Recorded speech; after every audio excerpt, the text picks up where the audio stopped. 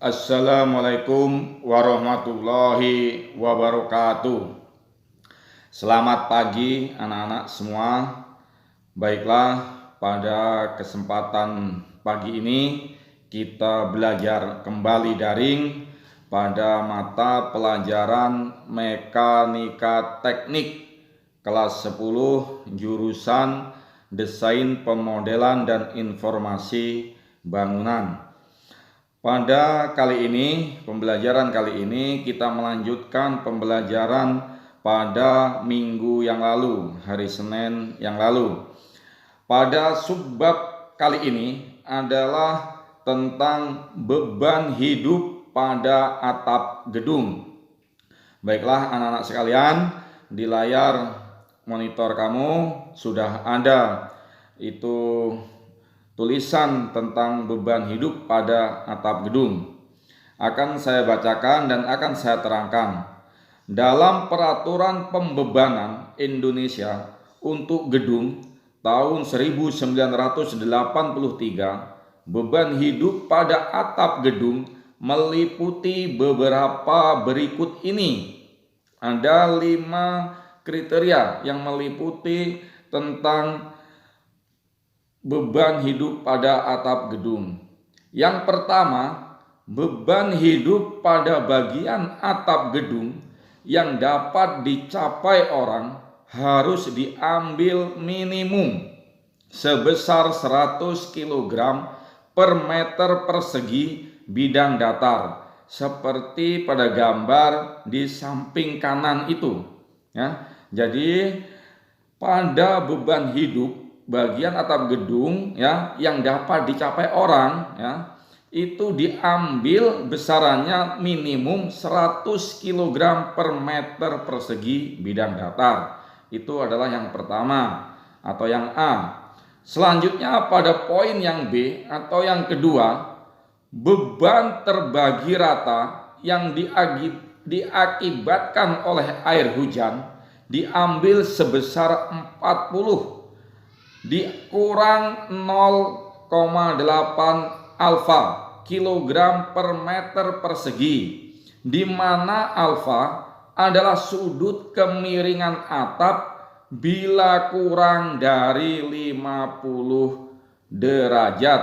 Jadi yang dimaksud di sini kemiringan atap gedung itu adalah kurang dari 50 derajat, artinya lebih datar. Ya, kemiringannya lebih datar, tidak menjulang tinggi, karena hanya harus di bawah 50 derajat. Ini dihitung dengan rumus 40 dikurang 0,8 alfa ya, kilogram per meter persegi. Itu adalah yang kedua,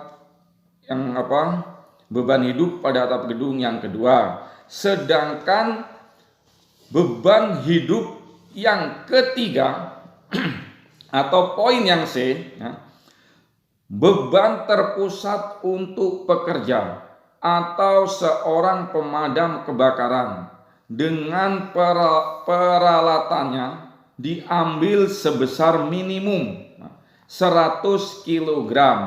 Kamu lihat pada gambar di sebelah kiri kamu itu ya. Jadi beban terpusat untuk pekerja ini misalnya saat pekerja memasang genteng, membenari atap genteng atau atap gedung yang lainnya, seorang pekerja ya, atau juga bisa orang-orang yang pemadam kebakaran ya, atau hal yang lainnya ya. Beban terpusat itu maksudnya ini orang, ini pekerja ini ya, seseorang ini diambil sebesar minimum itu paling kecil minimal 100 kg. Ini adalah pada poin yang C atau yang ketiga. Selanjutnya pada poin yang ke D atau yang keempat ya, bagian tepi atap yang terkantilever diambil sebesar minimum 200 kg ya, untuk bagian tepi atap. Tepi atap yang terkantilever diambil sebesar minimum 200 kg. Sedangkan Yang kelima atau poin yang ke E, pada atap gedung tinggi yang menggunakan landasan helikopter, seperti kamu lihat itu pada gambar yang di bawah ya, gedung-gedung yang atapnya untuk landasan helikopter, diambil sebesar minimum 200 kg per meter persegi. Ini adalah ada 5 beban hidup atap gedung ya. Jadi ada 5 beban hidup pada atap gedung yang kamu sebagai seorang yang akan menjadi seorang arsitektur atau perencana dalam menghitung sebuah perencanaan, menghitungnya untuk atap-atap gedung seperti yang saya jelaskan di atas 5 tadi. Selanjutnya untuk anak-anak semua, coba kamu sekalian ya, kamu buka atau kamu cari, boleh pada buku-buku literatur atau kamu lihat di internet ya, atau media yang lain ya.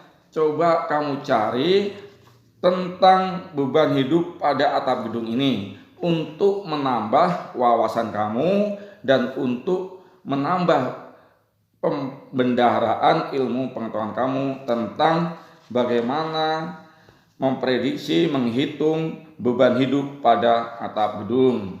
Selanjutnya, anak-anak sekalian, coba kamu buka di internet ya, kamu cari tahu. Ini di bagian yang D atau yang keempat tadi, itu ada bagian tepi atap yang terkantilever. Nah, coba kamu cari apa itu yang dimaksud dengan cantilever. Jadi mohon nanti kamu cari sampai minggu depan kita tatap muka, kita akan bertemu. Tolong kamu bisa menjelaskan apa itu cantilever atau bagian bangunan cantilever. Jadi sekali lagi anak-anak sekalian, mohon bisa dibuka di internet, dicari tahu apa yang dimaksud dengan bagian bangunan cantilever. Kalau di poin D ini adalah bagian tepi atap yang tercantilever. Barangkali itu saja kita pada pembelajaran daring kali ini tentang bahasan beban hidup pada atap gedung. Selanjutnya kepada adik-adik semua, untuk lebih jelasnya adik-adik semua bisa belajar buka-buka lagi pada buku pegangannya, dibaca, diperjelas, dan mohon ini bisa untuk ditulis untuk sebagai pengingat dan juga dicatat sebagai untuk pengingat saat nanti kita akan melakukan perhitungan-perhitungan sebuah perencanaan dari sebuah gedung atau bangunan. Baiklah, karena ini sudah selesai untuk pokok bahasan ini, kita akan lanjut pada pokok bahasan lainnya pada waktu dan kesempatan yang lain. Baiklah, saya akhiri dan saya tutup. Wassalamualaikum warahmatullahi wabarakatuh.